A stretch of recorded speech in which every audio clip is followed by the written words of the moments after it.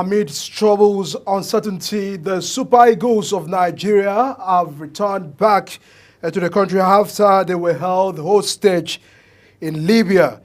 These followed their harrowing experience, bringing to an end the 24-hour ordeal ahead of the 2025 Africa Cup of Nations qualifier, which Nigeria led a delegation comprising players and officials which landed at the international airport in Kano just today after the very sad situation and distressing situation they had in Libya, which has continued to spark concern and controversies and reactions in the country. And tonight on the program, we'll be delving into that issues and also understand what probably may prompted these actions and the unfair treatment which some persons have continued to criticize over the mismanagement of the crisis or the disagreement, what happens at the airport on the arrival, what are the pre-planning that ought to probably address the situation, which to some person it's very embarrassing to our country, Nigeria. These were the Super Eagles, the national team of Nigeria, who went out to represent the country, but unfortunately had this very sad experience, which many have continued to call on the attentions of those involved, our diplomatic corps, our leaders, the NFF, the CAF and FIFA, and all the authorities that ought to respond towards this concern, which many have continued to say is quite unfair, it ought not to be. But there are a whole lot of treatment and reactions that have continued to back up this situation that is coming from Libya, which recently is a statement I will be taking from Libya. Libya have responded and, of course, has reacted to the situation, and many persons were waiting to know their own side of story. But what it looks like in the statement that they have there, that we are deeply concerned about the recent reports surrounding the diversion of the Nigerian national team's flight ahead of the African Cup of Nations in Libya. While we regret any inconvenience caused, it is essential to note that such incidents can occur due to routine air traffic control protocols, security checks, or logistical challenges that affect international air travel. These are standard procedures at airports worldwide, and delays of routine, though unfortunate, are not uncommon. We have the utmost respect for Nigeria counterparts and want to reassure them that the diversion of their flight was not intentional. There are no grounds to accuse the Libyan security teams or the Libyan Football Federation of deliberately orchestrating these incidents. Such actions are inconsistent with our values and principles. We firmly reject any claims that suggest foul play or sabotage in this situation. It is important to highlight that just last week, our own national team faced significant challenges upon our arrival in Nigeria for the third match of Africa Cup of Nations qualification. Despite the difficulties we encountered, we did not make public accusation nor question the integrity of Nigerian authorities. Football, in its essence, unites nations, and we are committed to upholding the spirit of fairness and mutual respect both on and off the field. In Libya, we pride ourselves on our hospitality and a welcoming nature. We have always prioritized treating all visiting teams, including our African brothers and other international delegations, with the respect and dignity they deserve. Hosting this event is a great honor for us, and we strive to ensure that all teams feel safe and respected as our guests. This commitment to equality and hospitality is a core aspect of our culture and tradition. We hope that this misunderstanding can be resolved with understanding and goodwill. Our doors are open to our Nigerian brothers and all African teams, and we continue to promote the spirit of unity, sportsmanship, friendship in the world of football. And that's a statement coming from Libya in reaction to the very disturbing pictures that had watched the social media where many persons have continued to criticize the concern of lack of planning. Will it be lack of planning? Will it be a way of Libya paying back to what, in quote, they said was the unfortunate experience they also had the last time they were in Nigeria, precisely in Uyo for the football? But away from that, we'll look at these issues, the implication of that action, and what it means for Nigeria. Tonight, I'm being joined by retired Assistant Controller General of Nigeria Immigration Service, Okay Ezeogu, joins us live on the program. Thanks so much for joining us on Big Talk. Nice to have me here. Yes, a concern. As a retired immigration officer, I understand you will know better on how well they would have managed this scenario. It is quite disturbing, it is sad, and it's embarrassing. What is your concern? How do you feel that situations like this ought to have been controlled? Because they said they were held for over 24 hours at the airport. What is the practice on landing, a team landing in an international airport of another country? Well, you read out the statement from the Libyan government. I mean, concerning the whole thing that happened, or that is still playing out, as it were. But what I've not heard from the Libyan government is that these boys were not issued visa to enter their country. I've not heard that. Because if there was a complication in respect to their visa application, and then maybe they were not issued any, is a different ballgame. Two, I'm also worried that it does appear our missions, our diplomatic mission, because whatever happened, no matter the way anybody twists it, is a minus, for our diplomatic outposts in Libya. Come to think of it, were the embassy officials at the airport to receive these boys? It doesn't look likely, or it didn't look likely they were there. Did the NFF send, an advance team, to await these boys? I'm not sure they did.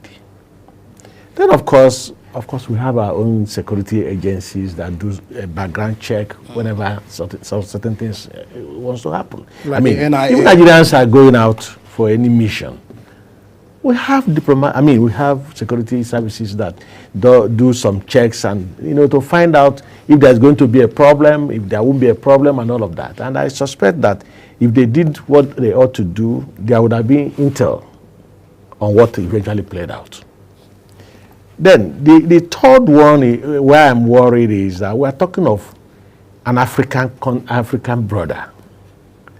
Libya is one of us, member of the African Union, and we're now talking of a situation where somebody will keep his own brothers at the airport. If you watch that film or the pictures coming out from Libya, how these boys manage to sleep in the night, refugees were better than them.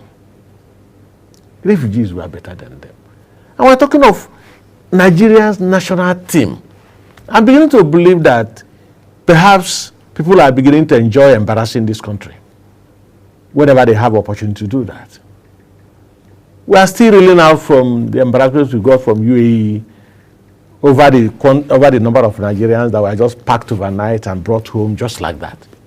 And now we're having a situation where a whole Nigerian national team made up of quality players that play all over the world are password together like slaves and thrown at the airport to whoever cares to march on them. And I try to follow the pictures just as we are seeing on the screen, and I've not seen any government presence, either Nigeria or something. Unfortunately, too, I read this afternoon, one of the news items, or not news item, I saw it on a social network, where Nigerian diplomatic mission in Libya was making frantic effort to see whether they could reach these boys. And as at the time I read that report in the afternoon, they have not been cleared to go and reach them. What are we talking about? What are we talking about? Where is the principle of reciprocity in diplomatic arrangements? It's like we are beginning to treat our counterparts like as if we are nothing or we don't have weight, and nobody regards this country anymore. And that's the only reason why somebody will look at us straight on our face and then treat our national team the way we've been treated in Libya.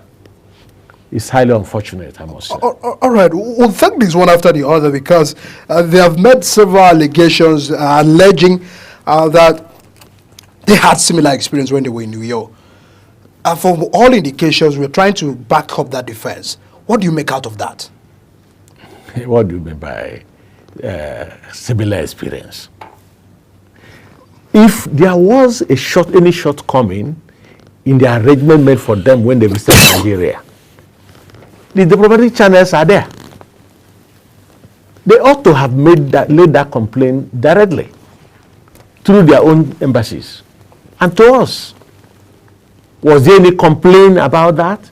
Of course, we heard that they landed at the Port Harcourt airport against advice to lend that to you and all of that.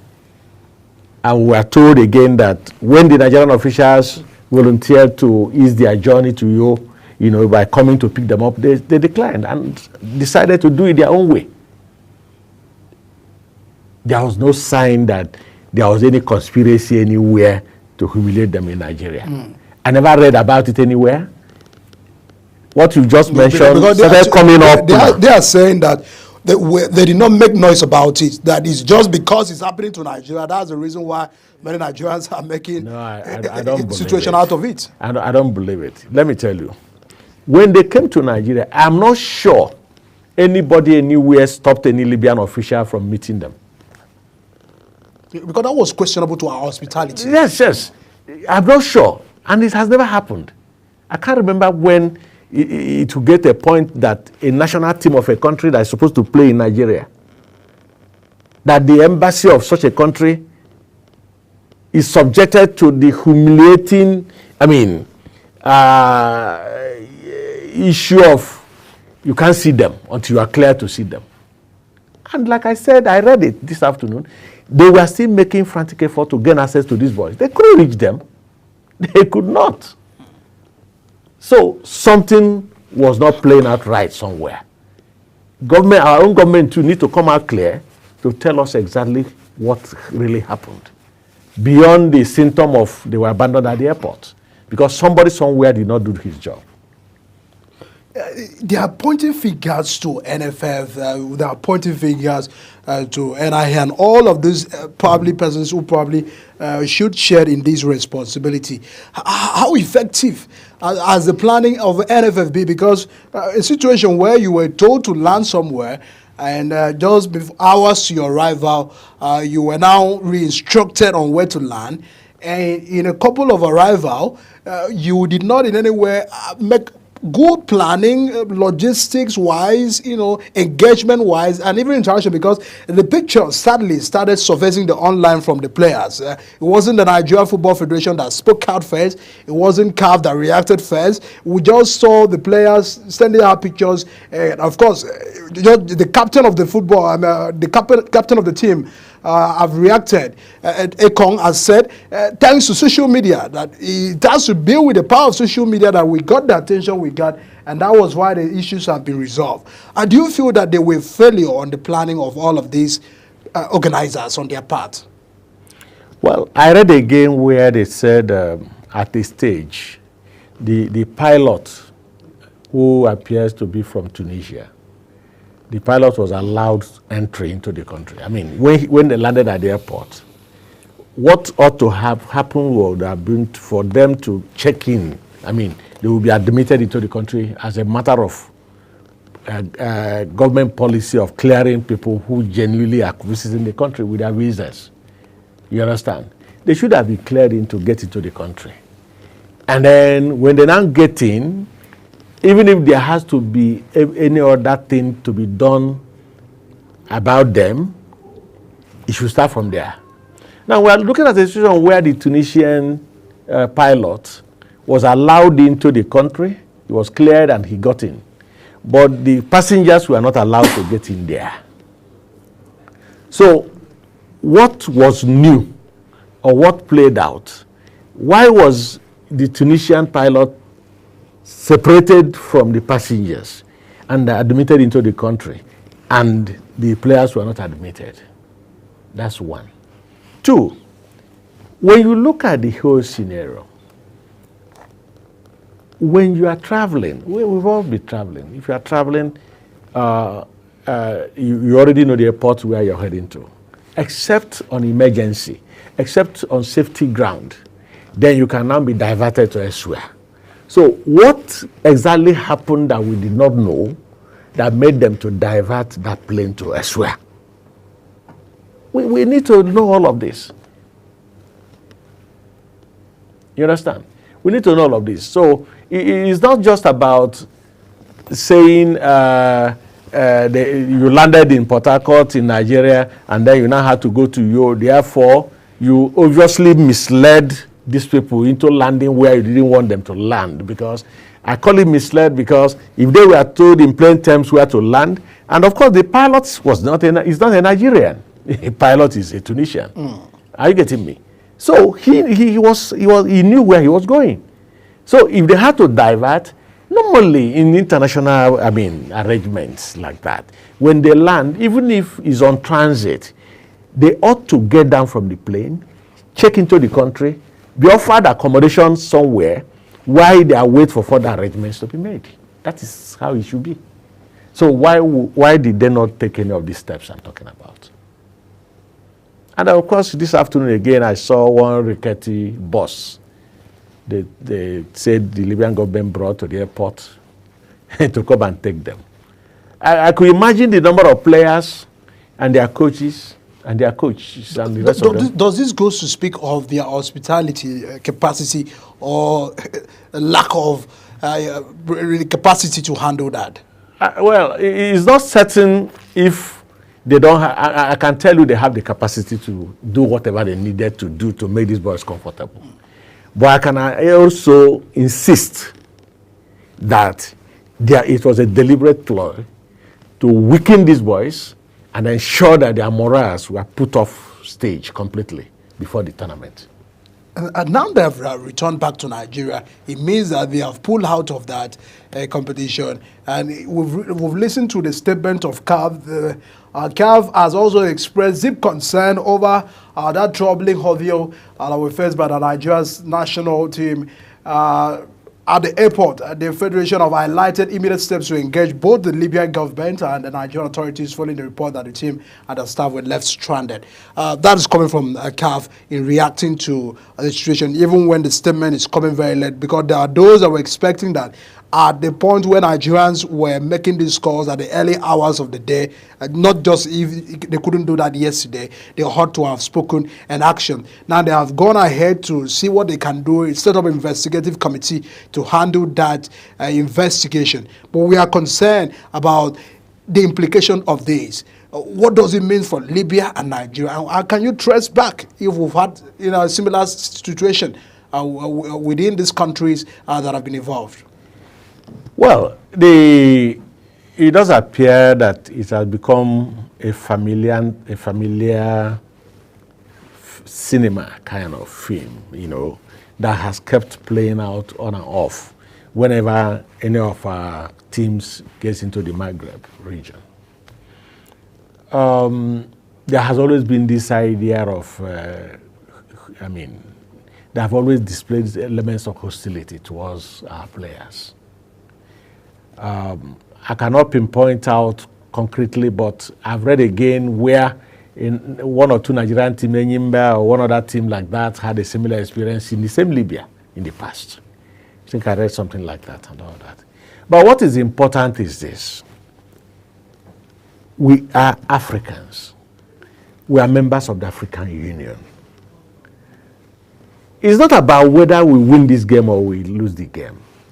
It's not about whether we are continuing with the tournament. Now, if you know Libya for what Libya is today, you will appreciate the fact that, in fact, for them to have stayed there up to 24 hours unattended to, and they still left the place and were not attacked in any form, I think we still have God to glorify for that. Without prejudice to the stability of the country in question, Libya, I am not too sure that that country can concretely say, that people can move around in their country and nothing happens to them. We have pockets of government here and there. We have pockets of, all kind of criminals in the desert and the surrounding areas and the rest of them. And it will be very uncomfortable for anybody actually to feel so comfortable in a situation where you are abandoned the way they were abandoned. The air of hostility was there. The air of you are not welcome was all over the environment. It was there. Have you watched that film again? You see a situation where world-class players were left sleeping on the floor, sleeping on hard stools like this. Oh, come on, it's a pity sight. And nobody among the government officials in Libya could even brace it to say, hey, come on, what is happening at the airport? Let's go and see what is happening to these people. That African spirit was lost in this engagement. It was lost completely.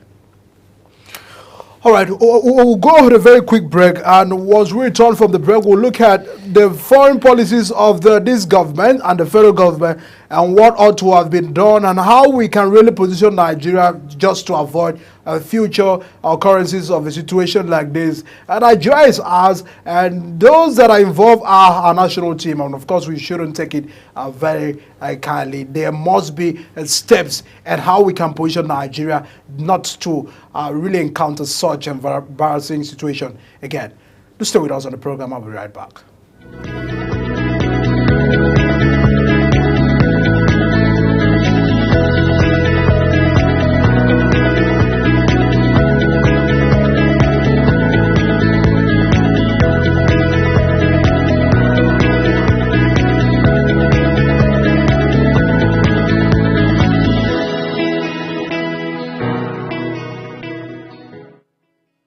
For an insightful idea that takes the center stage and the conversation that gets beyond the headlines, to explore the lasting impact of political decisions, Big Talk got you covered. From policy debates to geopolitical insights, from thought-provoking discussions to actionable insight. What is the real responsibility of government? Big Talk delves deep into the heart of the matter. Join us weekdays on global televisions from 6:30 p.m. for a reverting journey into the heart of politics, where we dissect issues shaping our society.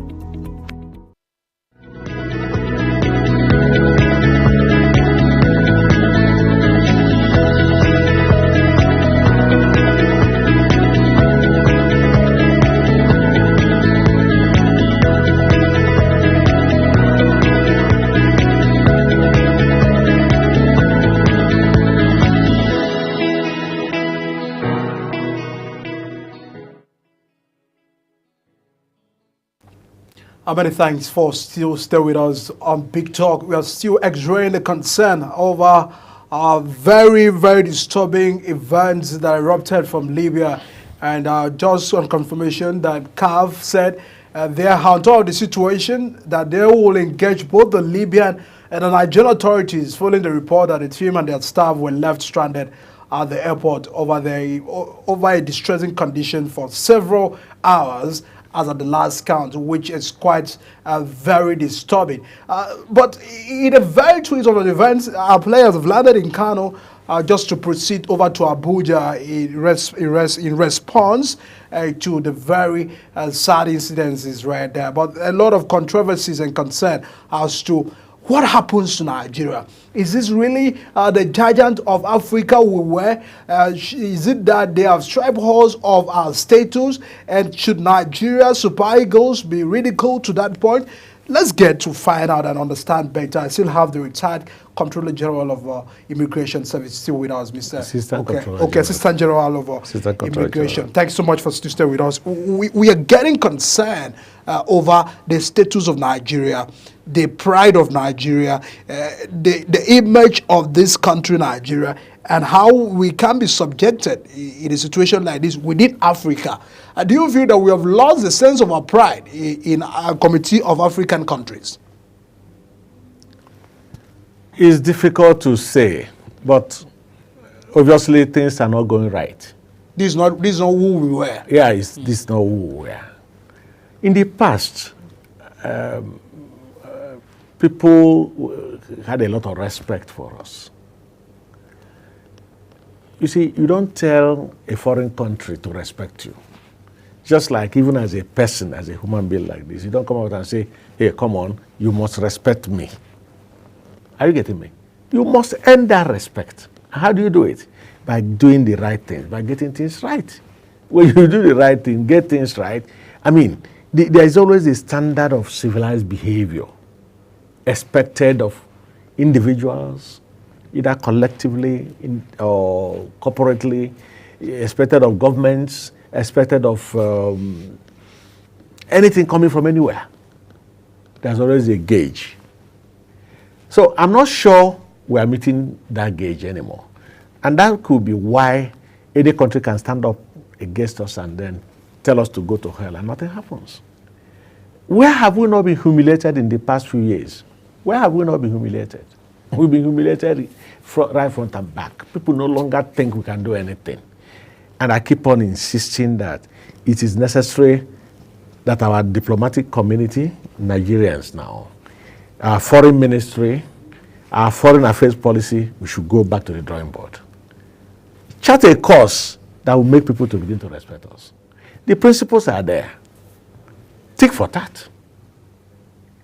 Reciprocity. If you mess around with my country, I'll mess around with your country. If you humiliate a Nigerian national, we should do the same to your people. And when this principle plays out completely on stage, anybody that wants to harass a Nigerian will think twice.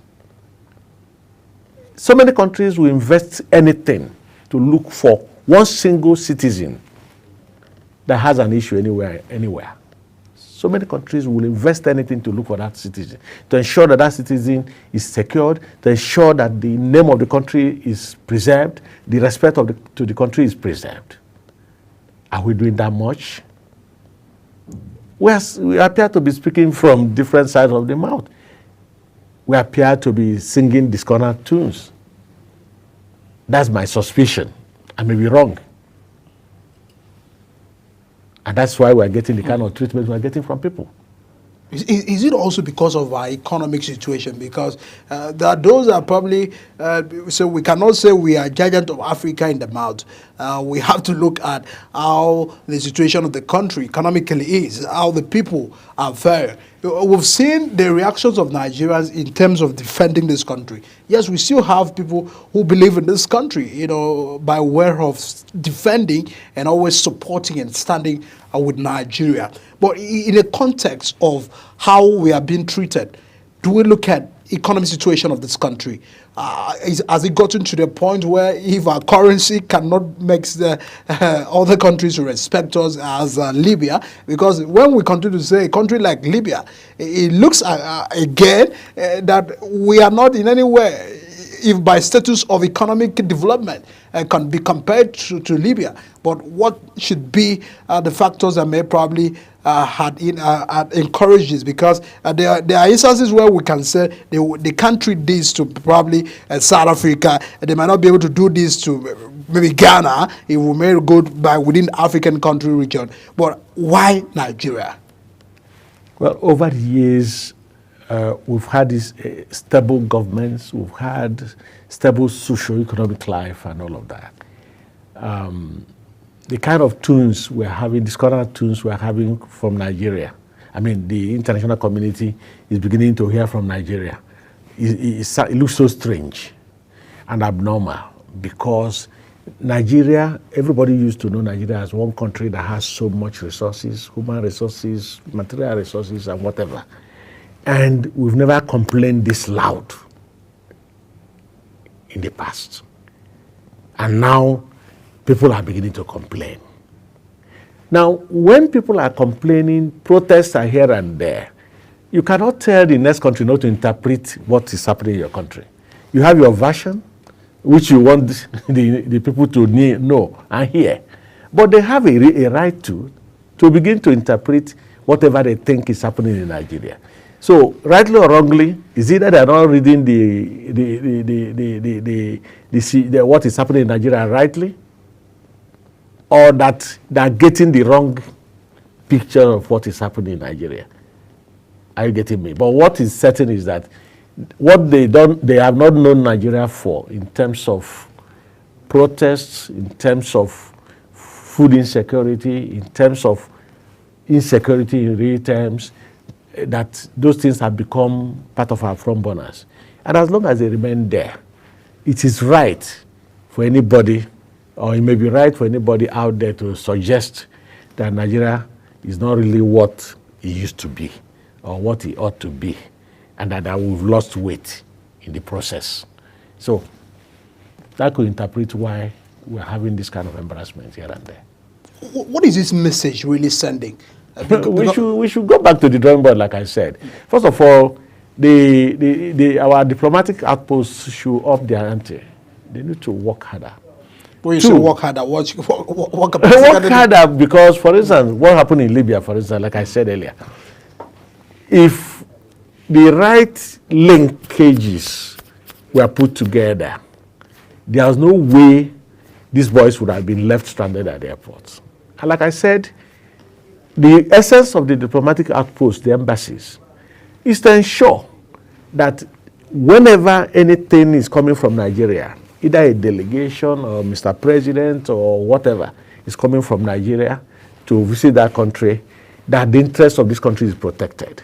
They had to go extra mile to ensure that the country is not embarrassed, the image is not embarrassed, whoever is coming to the country from Nigeria is not embarrassed. And if there is any need to cut short that visit, that trip, they can suggest it to government, given what they know on the ground, because they are there on the ground. And like I said, we also have our international security watchdogs from Nigeria. They should be able to have intel. So it looks that all these lines were not interacting. They were not. Yeah, there's a missing link somewhere. That's exactly what I'm trying to say. There's a situation like that. Oh, sure. There is a missing. I feel there is a missing link somewhere. If the linkages were put together, it should flow. And like I said, is it possible that a national team of a country like Nigeria will land at the airport and there is no embassy official to receive them? It sounds strange. 2, the NFF, are they not having the protocol unit? Or was there no advance party? Under normal circumstance, the hotels these boys will stay, the vehicles that will take them, whatever logistics should have been put together even before their arrival. So that as they come in, just like a tour guide, if you go to a place, maybe you go on pilgrimage now, as soon as you're landing, a tour guide takes you there, and then just like it's become digitalized. So why are we having this kind of situation where it appears there's no planning anywhere? That maybe these boys just made a stopover in Libya, and that the Nigerian outpost in Libya did not know about their coming. Because that's the impression I'm getting. Are you getting me? So why was there this lacuna? Something was not right somewhere. Somebody somewhere did not do his or her job. In other climes in the world, we've seen football's competition of this nature go seamlessly. That doesn't mean that in Africa, we tend to look at football as a war, not really as a game, because as far as all of the allegations that they are having over how they were treated, let's justify that probably that was what happened. They landed in Port Harcourt instead of Uyo, because Uyo was not an international airport, and all of those considerations that probably they may have, and they had to spend about 3 hours moving from Port Harcourt to Akwa Ibom for Uyo precisely, and all of those considerations. Should that make a country to retaliate? Look at that. I mean, towards that behavior, and does it look like in Africa we're still having football to be like a war? Because we've also seen agitations probably that would have erupted if that match had held because of the actions they started taking, the statements coming from them and all of that. Because even from their statement, you can see some tonation of, we are not happy with you, or we are still not very happy with you. Let's put the two scenarios together. I mean, side by side now. They came to Nigeria, landed at Uyo, and they landed at Port Harcourt. At Port Harcourt, and then they now quickly made their way to Uyo. Okay? The NFF or Nigerian government officials volunteered to come and pick the ball from there, and they say, no, we can take care of ourselves. Okay? From all indication, the vehicles were there. Every other logistic was put in place for that movement. When they came to Uyo, they landed at the hotel, one of the best hotels in the country. When they came to Uyo, they went straight to their hotel. Now, let's look at the other side, which is our own now. They landed, and there was nobody for them. They waited almost around 24 hours, and nobody was coming to them. They were not clear to enter the country. So the luxury of going to a hotel did not even arise. No vehicle was made available for them. So the idea of moving to anywhere, even if it meant driving for 6 hours, did not arise. So how do you compare the two pictures now? So I think they should have come, I mean, packaged the lies and the conspiracy that went with it in a better form, so that it will look it wasn't justifiable enough. It will be justifiable. But as it is, I can tell you that whatever they said here went flat on the ground. There's nothing. They don't have anything to say. They don't have any defense. Football is a game. Yeah, sure. But is that the case in some situations we've seen? Well, the interpretation, you see, it would have been a different ball game if these boys were allowed to play this game. Assuming they went to the pitch. Are you not afraid that some situation would have probably if they went to the pitch and the hostility plays out in the pitch, either through tackling or whatever, and there's a reaction, okay? Then you begin to ascribe whether it's a do or die thing or something. Now, the conjectures are there, and one of them is that, one, there was a deliberate plot to weaken these players, pull down their morale, whittle down all the strength they could muster for the game, rightly or wrongly. That's one of the conjectures. Then the other one is that it's possible there's something the Libyan government has against the Nigerian government which I and you may not be privy to.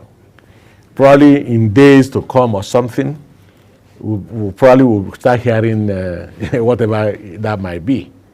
But I don't want to believe that it is just because Libya wants to just win this game by all means that people need to be humiliated this much. I mean, it's non-African. All right, we just try as much as possible to get some of the feedbacks and tracks, the statements coming from CAF, and awaiting the actions that may be taken away from just the statement, because it must be taken seriously as to arrest future occurrences of such situation. And of course, also understanding that if this is not well managed, it may also be a signal to other countries. And what happens if it not just in Nigeria, if it gets to happen to others within Africa and in the world. Football, just as we can always say, is a game and is never a war. Before we wrap up on the conversation, because it's really concerning to us, because it's a national issue, it's a national concern, and our future occurrences. And future occurrences is that such issues should be well managed. And it's also get to the point that we noticed that we had recalled some of our ambassadors. I mean, this government had recalled some of the ambassadors. And there's also a need for ambassadorial team to be up and be doing. It looks that our embassies are not really, our attention must be paid back to our embassies, and they need to be to represent Nigeria wherever they are, because I'm trying to get to look at if Nigeria really have a standby ambassador in that country, Libya, toward probably manage the situation better away from the embassies that we have there.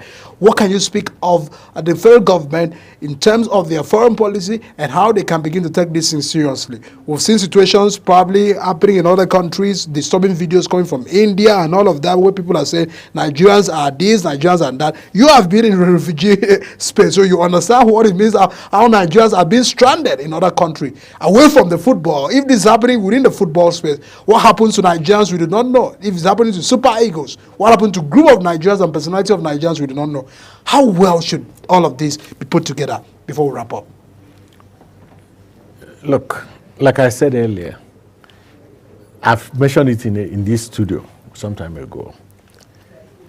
You know, prior to independence, immediately after the independence, in the early 70s, 80s, the diplomatic corps was a fun-fair arrangement.